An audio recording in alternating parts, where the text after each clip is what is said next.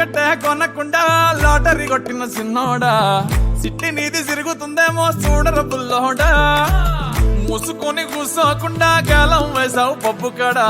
సొర్ర చాప తగులుకుంది తీరింది కదరా మురిసిపోక ముందున్నది కొంప కొల్లెరయ్యే తేది గాలికి పోయే కంప